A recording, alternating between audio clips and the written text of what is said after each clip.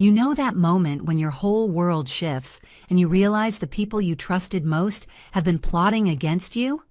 I'm talking about that gut-wrenching second when you overhear something you were never meant to hear. Words that turn your blood to ice. I'm Patricia Harmon, and this is the story of how I went from being everyone's favorite doormat to the woman who made my own family scream in frustration when their greed hit a steel wall. Before we dive in, tell me, where are you watching from today? Drop your state in the comments. I'd love to know I'm not alone in this, because what happened to me, well, it could happen to anyone. It was a Tuesday evening in March, just outside Portland, Oregon.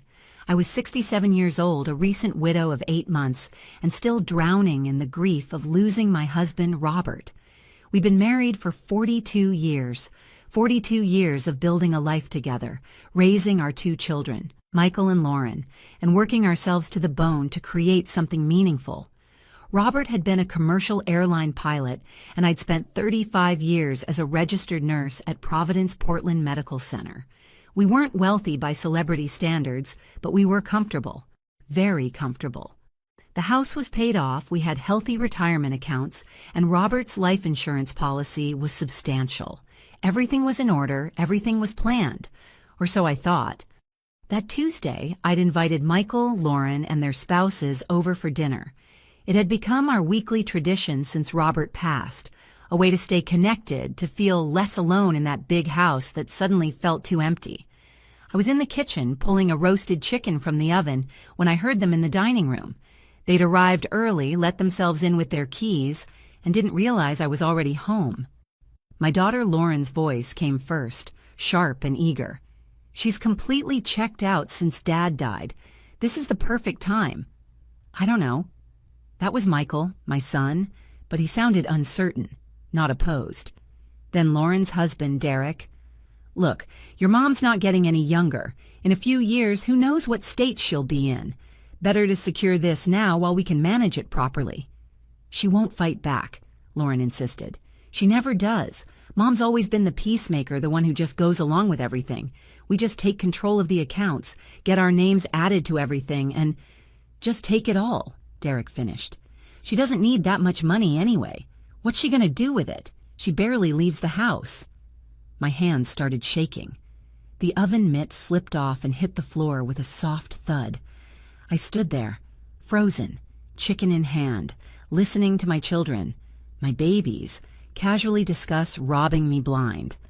Michael's wife, Andrea, chimed in. "My friend's a paralegal. She said if we can get Patricia to sign a power of attorney while she's grieving and confused, we can essentially control everything. She'll never even notice until it's too late." They laughed. My children laughed at the idea of stealing from their widowed mother. That's when something inside me cracked, not broke, but cracked open to reveal something I didn't know was there. Steal. I stood in that kitchen, still holding the roasting pan, and felt something shift in my chest. Grief. Yes, but not the kind I'd been drowning in for 8 months. This was different, sharper. This grief had teeth. I set the chicken down on the counter with deliberate care, my hands steadier than they'd been in months. Through the doorway, I could see them sitting around the dining table I'd set with my good china, the Lenox that had been my mother's. They looked so comfortable, so confident in their ugly little conspiracy. Lauren was pulling papers from her purse. "I printed out the power of attorney forms. We just need to get her to sign them tonight." "What's our excuse?" Michael asked. Derek leaned back in his chair. "Tell her it's for her protection, in case something happens and she needs someone to handle her affairs. Play up the 'we're worried about you' angle. She'll eat it up." Andrea nodded. "And once we have control, we transfer the bulk of the investments to our names. She keeps enough for basic expenses and we take the rest. She'll never even check her statements." "Dad's life insurance?" Michael asked. $475,000, Lauren said, and I could hear the hunger in her voice. "Split 4 ways. That's almost $120,000 each. Plus, the investment accounts are worth about $800,000, and this house is worth at least $600 on today's market." They were literally calculating my worth, like I was already dead. Michael whistled low. Jesus, I didn't realize they had that much put away. Your parents lived like they were broke, Derek said with a sneer. Meanwhile, they were sitting on almost $2 million in assets. Ridiculous. Well, not anymore, Lauren said. Come on, let's practice this. Andrea, you play mom. I'll pitch the power of attorney idea. I'd heard enough. More than enough, but I didn't storm in there. I didn't confront them. Instead, I did something they would never expect from sweet, compliant Patricia. I pulled out my phone and started recording. I crept closer to the doorway, holding my phone around the corner, capturing their faces, their voices, every word of their rehearsed manipulation. They ran through it twice, refining their approach, discussing how to handle me if I showed any resistance. She'll cry, Michael said. Mom always cries when she's overwhelmed. Then we comfort her, Lauren replied smoothly. We tell her we're doing this because we love her, because Dad would want us to take care of her. We make her feel guilty for even questioning it. I recorded for 12 minutes. 12 minutes of my children plotting to exploit my grief, steal my financial security, and leave me dependent on their generosity. 12 minutes of evidence that would prove very useful very soon. When they finally called out, "Mom, you here yet?" I slipped my phone into my pocket, pasted on a shaky smile, and walked into that dining room carrying the chicken like nothing had changed. But everything had changed. "Oh, you're already here," I said, letting my voice quaver just right. "I didn't hear you come in. I'm so glad you're all here." Lauren stood and hugged me. "We wanted to talk to you about something important, Mom." "Of course, sweetheart," I said softly. "Whatever you need. Let the games begin." I set the chicken on the table and took my seat at the head, Robert's old spot that I'd been avoiding for months. But tonight, I needed to see all their faces clearly. Lauren reached across and squeezed my hand. "Mom, we've been worried about you." "Worried?" I let my voice crack a little. "Why worried?" Michael jumped in, right on cue. "You're here all alone, managing everything by yourself. Dad's only been gone 8 months and there's so much to handle. Finances, legal stuff, the house maintenance. It's too much for one person, especially when you're grieving." I watched them work, these strangers wearing my children's faces. Lauren had her concerned daughter expression perfected. Michael looked earnest and caring. Their spouses nodded along sympathetically. Andrea leaned forward. "Patricia, we love you and we want to make sure you're protected." "Protected?" I repeated, channeling every ounce of confused widow I could muster. Derek slid the papers across the table.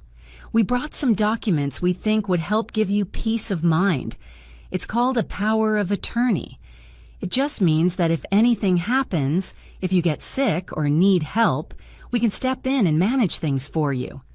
I picked up the papers with trembling hands, not from fear, but from the sheer effort of containing my rage.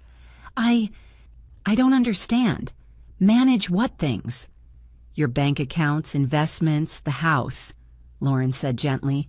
"Just to make things easier for you, Mom, so you don't have to worry about all those complicated financial decisions.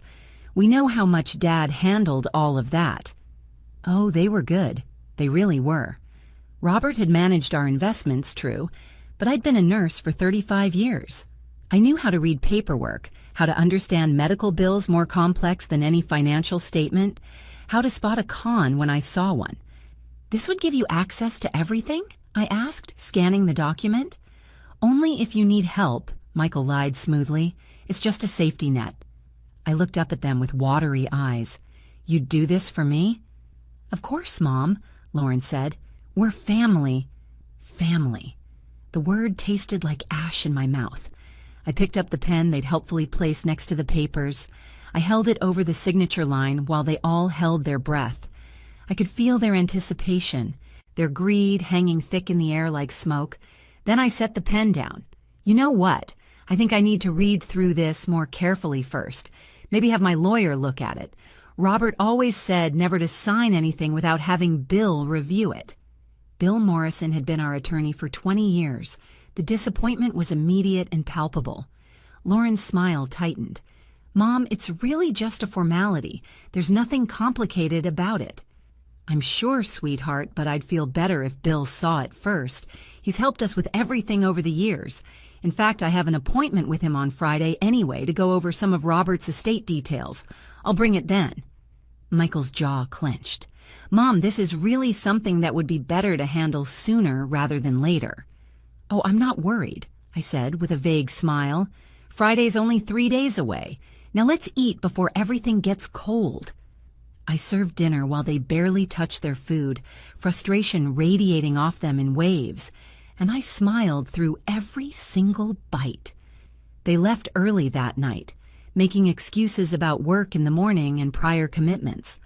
Lauren hugged me at the door, holding on just a beat too long, her voice honey-sweet. "Think about what we discussed, okay, Mom? We really do just want to help." "I know, baby," I said, patting her back. "I'll talk to Bill about it." The moment their cars pulled away, I locked every door, closed every curtain, and sat down at Robert's desk in his study. I hadn't been able to enter this room since he died. It still smelled like his cologne and old books. But tonight I needed his space, his clarity, his files. I pulled out my phone and played back the recording. Hearing it again in the silence of the house made it worse somehow. "She won't fight back. Just take it all." My daughter's voice, so casual, so certain of my weakness. They were wrong. I opened Robert's filing cabinet and pulled out every financial document we owned. Bank statements, investment portfolios, insurance policies, property deeds, account numbers. Robert had been meticulous. Everything was labeled, organized, current. Then I made a list. Our primary checking account at Wells Fargo, $43,000. Savings account, $87,000. Robert's life insurance payout, $475,000, currently in a separate holding account. Investment portfolio with Fidelity, $803,000. My retirement account, $267,000. Robert's pension survivor benefits, $3,100 monthly. The house, valued at approximately $615,000, fully paid off.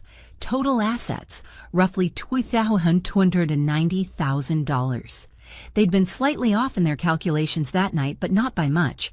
$2 million was apparently enough to turn your children into thieves. I sat back in Robert's leather chair and let myself feel it. The full weight of the betrayal. These were the babies I'd nursed through fevers, the children I'd driven to soccer practice and piano lessons, the young adults I'd helped through college, the people I'd loved more than my own life.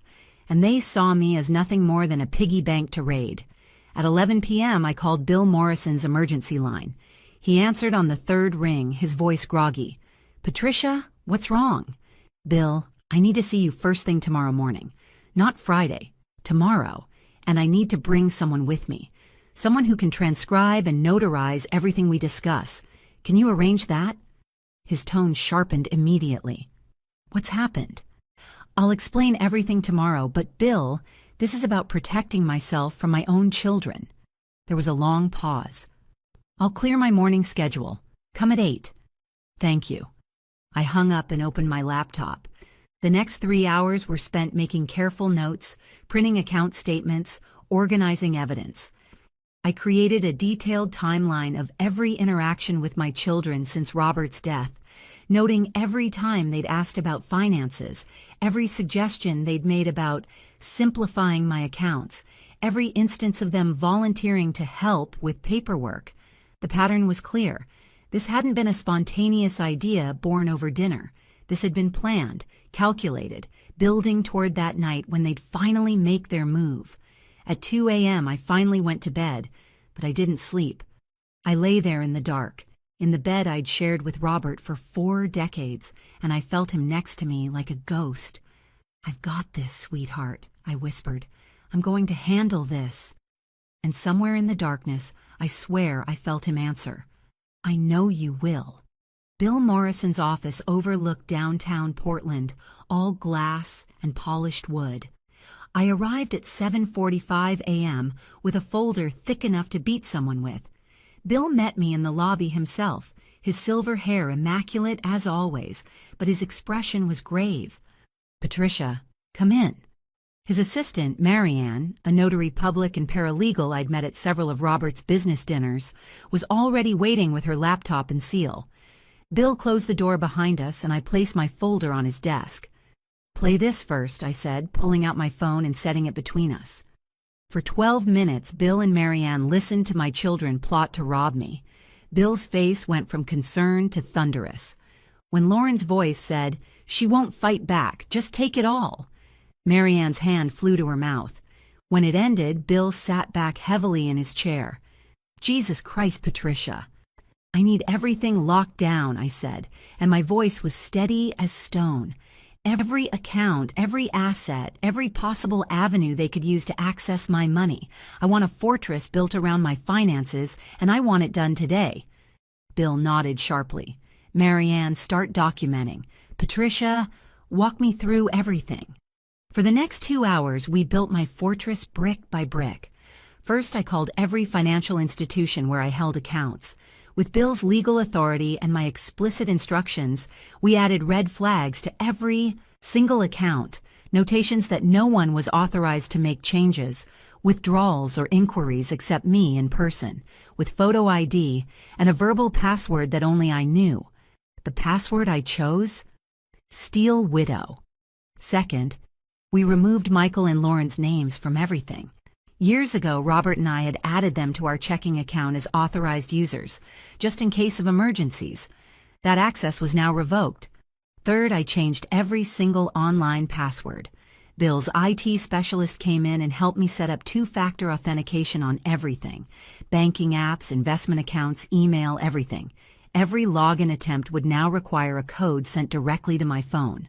Fourth, we drafted and notarized a new ironclad power of attorney that explicitly excluded my children and named Bill as my sole legal representative should I become incapacitated.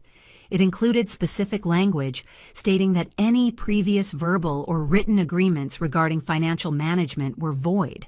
Fifth, and this was Bill's suggestion, we set up a revocable living trust.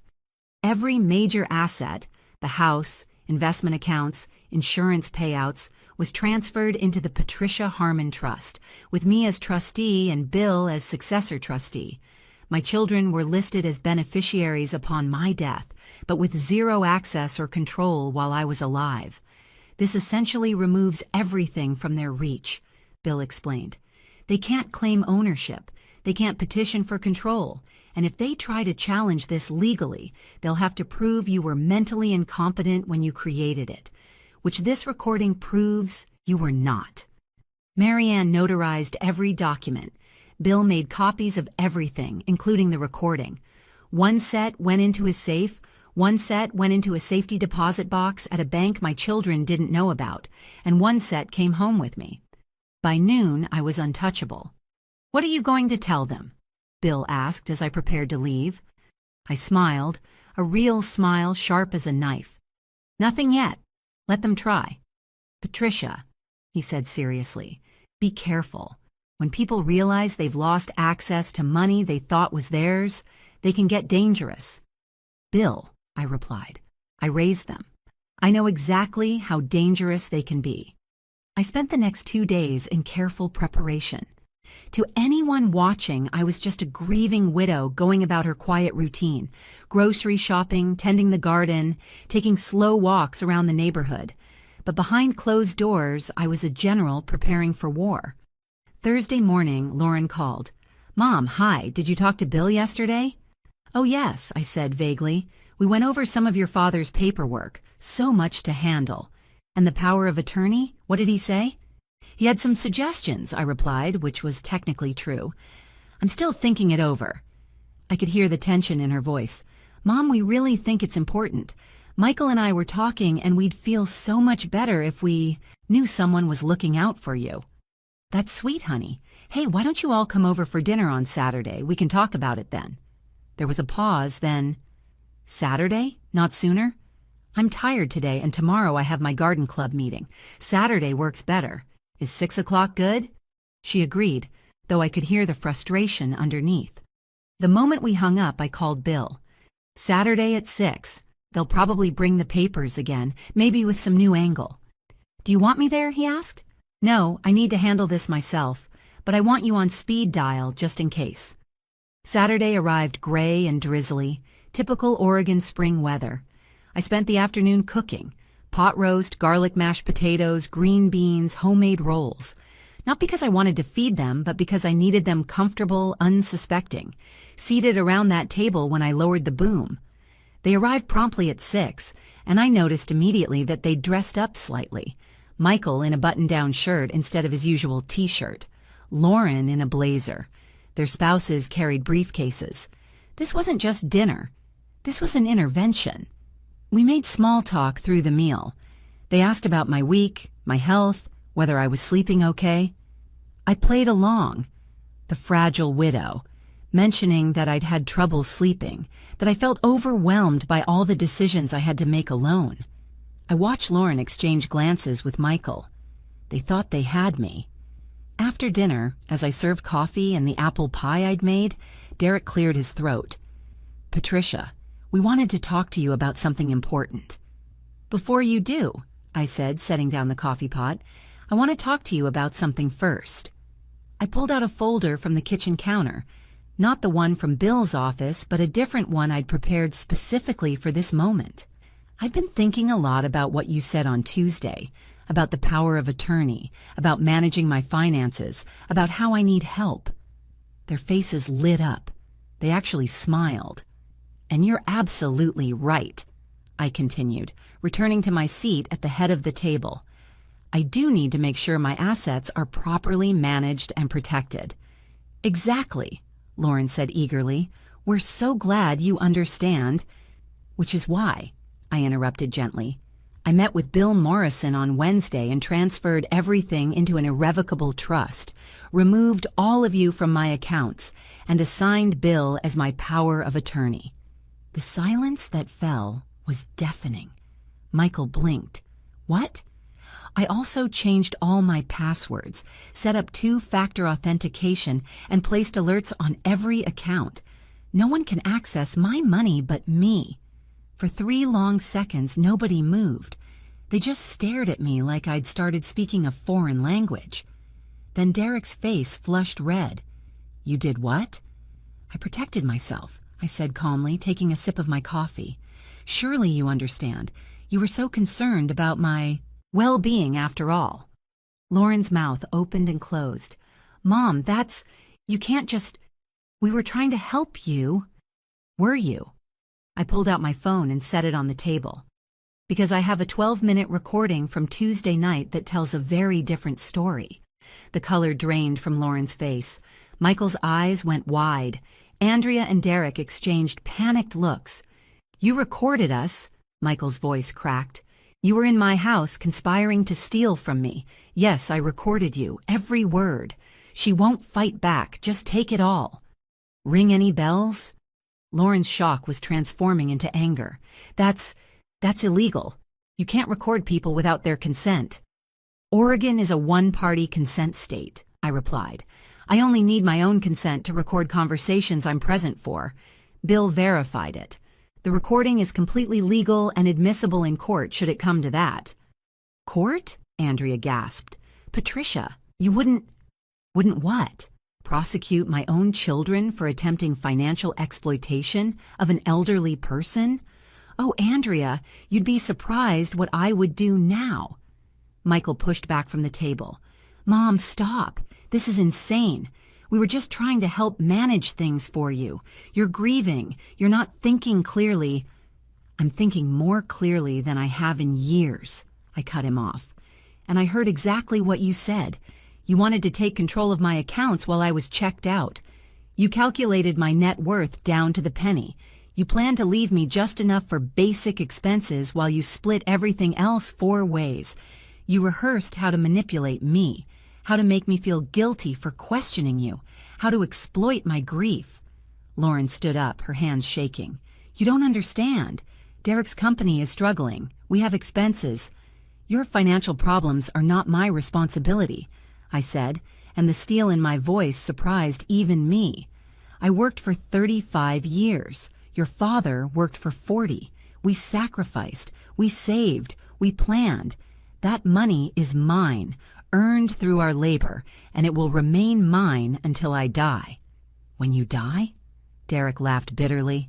"You mean if anything's left after you blow it all on?" "Careful," I warned. "Finish that sentence and I'll have Bill file a restraining order before sunrise." The room erupted. Lauren started crying, claiming I was being cruel and paranoid. Michael accused me of trusting strangers over family. Andrea called me ungrateful. Derek just sat there, his face twisted with fury, calculating how thoroughly I'd outmaneuvered them.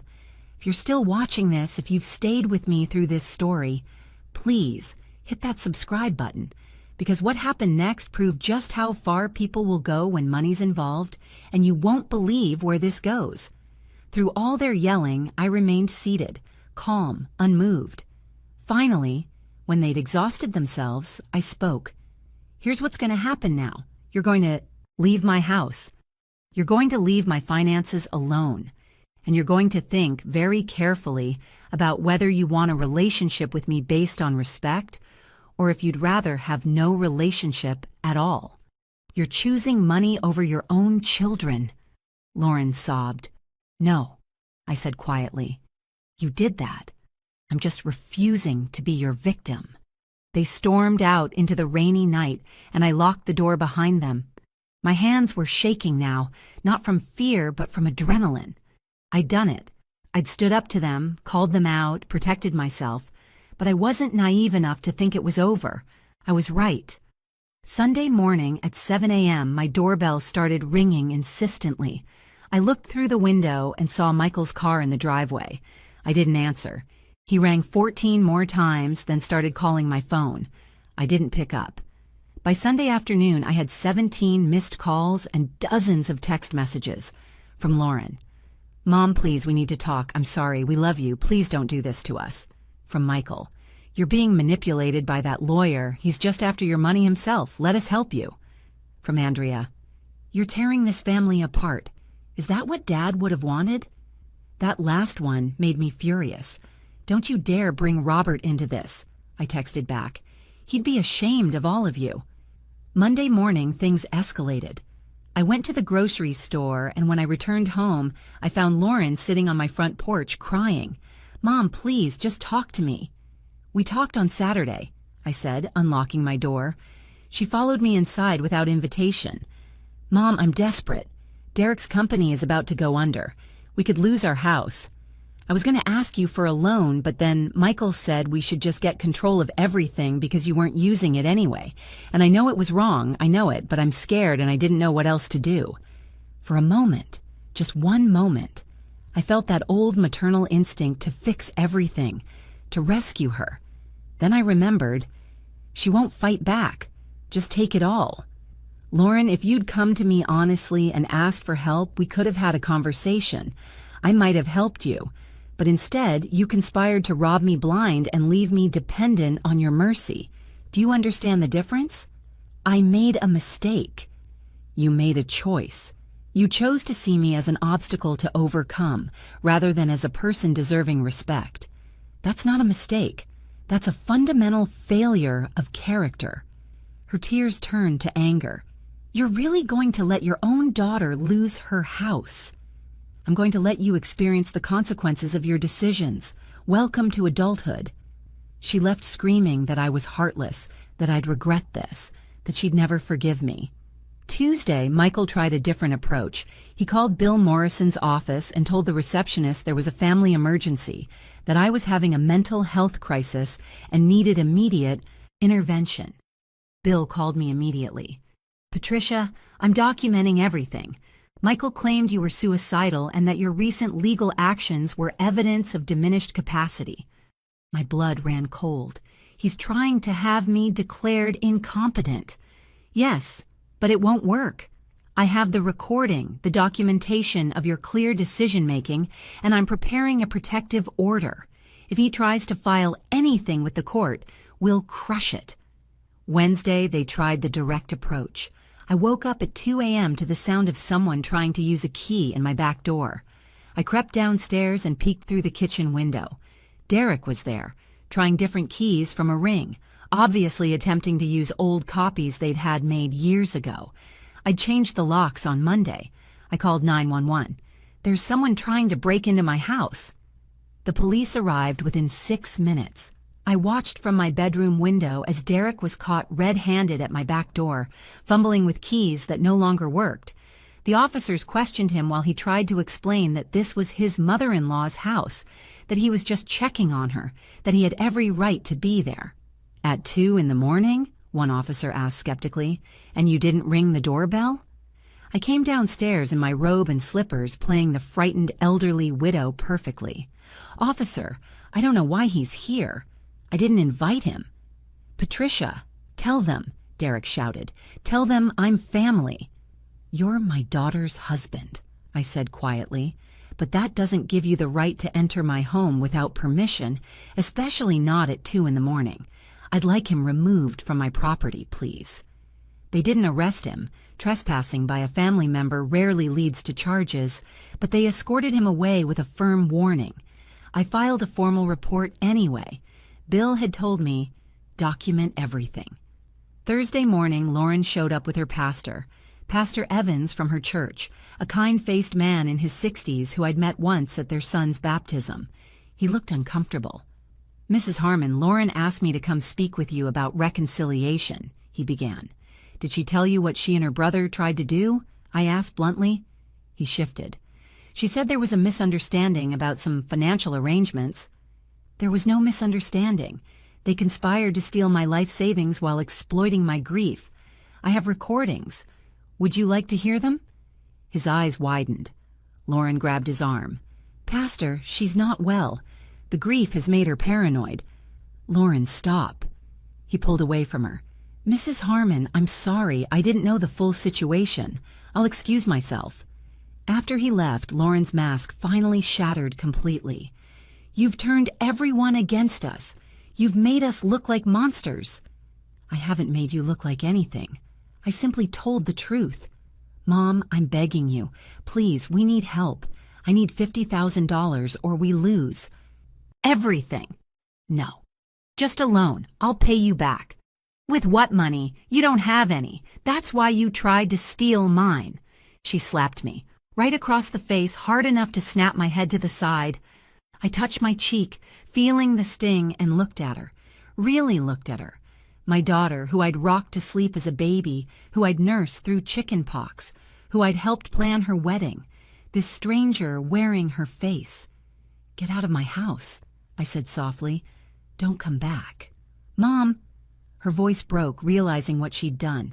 If you contact me again, if you come to my property again, if you try to access my accounts again, I will file for a restraining order and I will press charges for assault. Get out. She left sobbing. I locked the door behind her, went to the bathroom and took a picture of my red, swelling cheek. Then I called Bill. They hit me, I said, my voice steady. I want restraining orders filed today, all 4 of them. I'll have them ready by close of business, Bill replied, his voice grim. Patricia, I'm sorry it came to this. I'm not, I said, staring at my reflection in the mirror, at the woman who'd finally learned to protect herself. I'm not sorry at all. The restraining orders were served on Friday. Michael called Bill's office 37 times that day, leaving increasingly unhinged voicemails that only strengthened our case. By the following Tuesday, all 4 of them were legally prohibited from coming within 500 feet of me or my property. The police report from Derek's attempted entry, combined with photographic evidence of Lauren's assault, made the orders easy to obtain. The judge who reviewed my case, a woman in her 70s herself, looked at the evidence and said, Granted. And Mrs. Harmon, I'm sorry your family put you through this. Bill helped me file reports with Adult Protective Services, not to punish my children, but to create an official record in case they ever tried to claim I was incompetent. The social worker who interviewed me was thorough and kind. She reviewed everything, the recordings, the timeline, the medical records proving my sound mental health. You did everything right, she told me. You protected yourself before they could do real damage. I wish more people in your situation were as proactive. 2 weeks after the restraining orders, Michael's wife Andrea called Bill's office from a different number, claiming she wanted to apologize and asking if I'd dropped the order against her. Bill recorded the call. Within minutes, she was asking if there was any way to negotiate a settlement to make this all go away. "This isn't a negotiation," Bill told her. "Mrs. Harmon has no interest in your family's financial problems.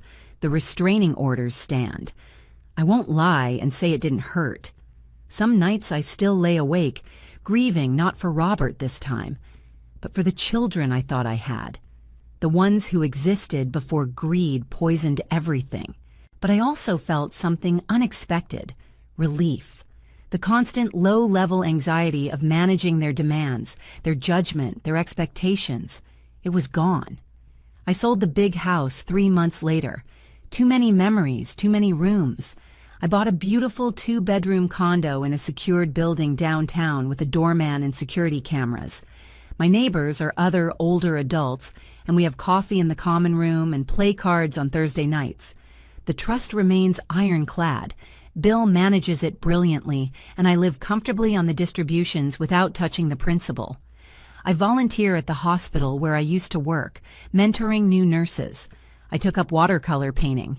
I joined a book club. I'm traveling to Scotland next month, something Robert and I always planned but never did. My children have each reached out through various means: letters left at Bill's office, messages through distant relatives, emails from new addresses that get automatically filtered to spam. I haven't responded to any of them. Maybe someday I will if they ever show genuine remorse rather than just anger at being caught. But for now, I'm at peace. I protected myself. I stood up for myself. I refused to be a victim. And if my story helps even one person recognize the warning signs, helps even one person find the courage to protect themselves from family members who see them as a bank account rather than a human being, then sharing this was worth it. They whispered, "She won't fight back, just take it all." They were wrong.